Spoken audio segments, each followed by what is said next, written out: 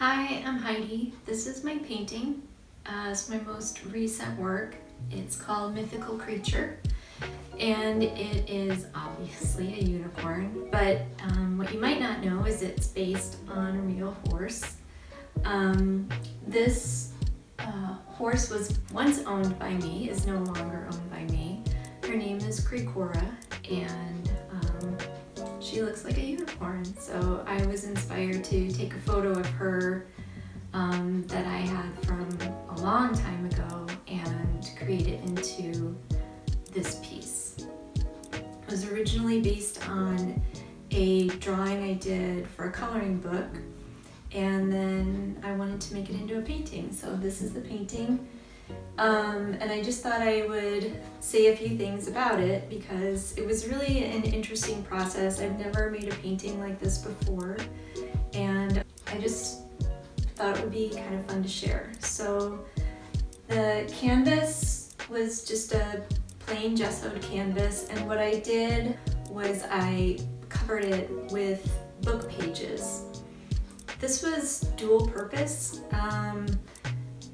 I don't like the texture of canvas when I'm painting. It's too bumpy and it grabs the paint, and I can't get really smooth lines the way I want to on plain canvas. So covering it with paper gives you a smoother surface to work on. Plus it also adds a little bit more character. The pages that I used to cover this are from it's all cut up now, but it was a Chinese dictionary that I found in a thrift store. Oh, here's the cover. I don't know if you can read Chinese. I think it's Chinese. Correct me if I'm wrong. Okay, so I used wheat paste to collage the paper onto the canvas. And it's just a powdered wheat powder, and you mix it up just like pancake mix with some water. But it has a really smooth surface when it dries, it hardens the paper, and it has a matte finish when dried. So those are all really good for if you like a smooth painting surface. And you can use any paper. I think, well, newspaper might be a little too wrinkly. You might want something with a little bit more weight to it. But so after that, I used a projector to project my drawing onto the canvas. This is something that I learned the hard way when I was creating another painting of mine, is that I start out with a small sketch or a drawing, and in order to transpose that onto a large canvas, I have a really hard time recreating something tiny into something big and keeping it the way I want it to look. So using a projector is just makes it a lot easier. If you have access to one, it cuts out a lot of time and frustration. And the one that I bought was around $100. I think if you bought a cheaper one, you might be even more frustrated with it, but you don't need a super expensive one. Traced the drawing onto the paper covered canvas. I used a pencil for some of it, and then I switched to watercolor pencil because another thing I learned the hard way, pencil lines will show through acrylic paint depending on the color and the opacity of the paint. But watercolor pencil will just sort of melt right into the acrylic paint, and it won't show up in your final piece. So I used watercolor pencil. And then the first thing that I did was I did this rose gold and mixed it with a little bit of like a pearl white and a little bit of gold. And I did this kind of like swooping action up here and outlined the unicorn in like an iridescent color. And then I wasn't able to work on it for a couple of months. So I was basically just staring at this canvas with the outline of the pattern and the unicorn on it, and this freehand movement. And then when I actually got to work on it, I knew I wanted to use blue and go from sort of like a dark to light.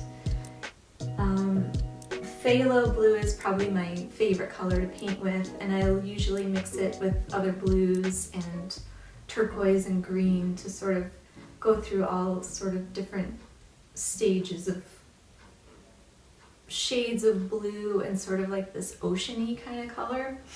And then as I was painting in the damask pattern, I started out with a really opaque paint and was covering the paper solidly. And then I thinned out the paint a little bit with some acrylic medium, and I really liked the way that the text from the paper was showing through. So I ended up doing that and kind of going back and forth with levels of opacity and transparency in different shades of blue, and I just kept layering different transparent or translucent layers of blue on top of each other to where I got this sort of faded feeling of this pattern sort of kind of going in and out. And that's kind of the idea that I wanted from the beginning of the unicorn. I kind of wanted it to be like an enigma. Like, is she really there? Is she not there? How much into this world is she? Are you seeing her? Are you not seeing her? You know, where is this place that she exists? And so I kind of, kind of rolled with those happy accidents of the idea of the paper showing through. And I kept pretty much a lot of it in sort of these different phases of transparency. And then when I was ready to do the unicorn herself, I had been looking at this line work for a couple months at least. It's from a line drawing, and I just really liked the way it was. I didn't want to go into an idea of realism. I don't really paint that way. Some of my drawings can go that way, but I don't really, for this I didn't want it to be realistic or three-dimensional at all. And I really wanted to sort of emphasize the line work rather than hide it. So what I did was I started going over it in pencil to darken the lines, and then it was just too monochromatic and too flat. And then I went over it with watercolor pencil to enhance some of the curves and lines and things. And then I used the acrylic medium mixed with a little bit of white paint here and there and a little bit of the iridescent paint here and there to sort of pull those colors out of the lines and just sort of give a hint of this, kind of rainbow effect of the unicorn. I just didn't want it to be sort of a blatant My Little Pony type of thing. But I also wanted it to have a little bit of mystery to it, and I don't know, I wanted to leave a lot of it open to the viewer, and I really like the way it turned out. So there are a couple of different things hidden in the painting. You can see the pages that I used when I laid them out to cover the canvas. I pulled the letters from the pages of the dictionary, and since it's a Chinese dictionary, it doesn't have all of the English alphabet. So instead of an I used a J, and instead of a C, I used a Q, because there was only one C, and I used it down here. And it spells out mythical creature, but just with some of the letters switched around. I thought unicorn was too obvious and boring and whatever. Why would you do that? And then when I was painting it, again, I wanted to keep some of the letters showing. I ended up kind of instinctively going around this Q, and then I just didn't want to cover it up because Q is a very unique and pretty letter, and I liked the fact that it was showing. The L didn't get painted just because I didn't paint in that area. There's no reason why I left it there. And on the sides, I also spelled out with the, on the edges of the dictionary, you have the letters, like when you're flipping through. So I used the edges of the paper to also spell out mythical creature on the edges of the canvas. And then there's a couple messages. The one up here on top of the painting says, "Tell a story." And for me, that was a reminder to myself to not get so caught up in making things perfect and worrying about other people's art, comparing myself to other people, comparing my art to other art, and just don't even worry about all that. Just tell a story. What is the story that you want to tell, and how much are you going to leave up to the reader or the viewer, and how much are you going to give them?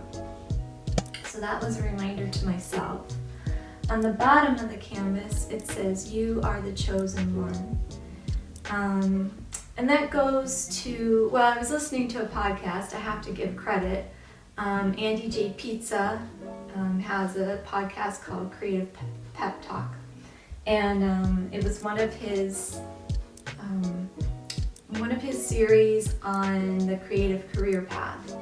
And he talks about, and I think that's why I like this podcast so much, is because he talks about the hero's journey a lot, and that's a huge theme with a lot of my work.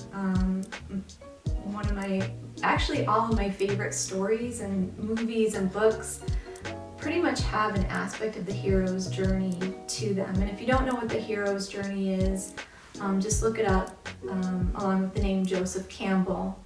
And he basically, researched Greek mythology and folklore and things like that, and found this common thread throughout a lot of storytelling of the hero's journey. But anyways, the hero's journey basically,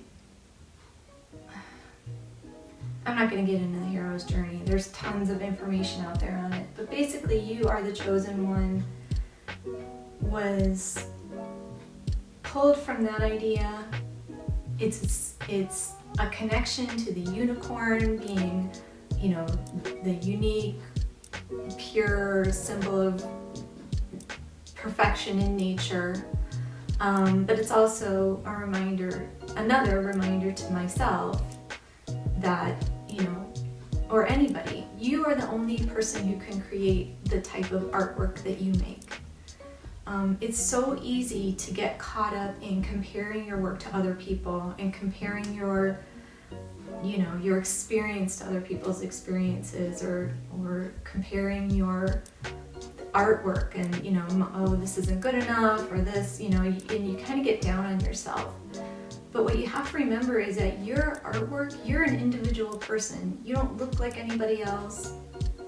Even if you're a twin, you have individuality, you have unique DNA, and you're the only person who can produce whatever it is you want to create. Whatever you're driven to create, it comes from your unique DNA, your life experiences, your interpretation of events, your emotions, your feelings, how your outlook on life. I mean, every piece of artwork that you make, from a doodle on a, test paper, to a painting, to a mural, to a novel, to an album, whatever it is you create, you're the only one who can create it. So you are the chosen one. So that was really, I didn't plan on putting it in there. I was just working on the painting and listening to the podcast, and that idea just really was very powerful to me, so I put it on my painting. So anyways, that's my painting. I hope you like it. If you have any questions about technique or materials used or how I did something, or anything else, please just ask me. I'm happy to answer any questions, and I thank you for your time.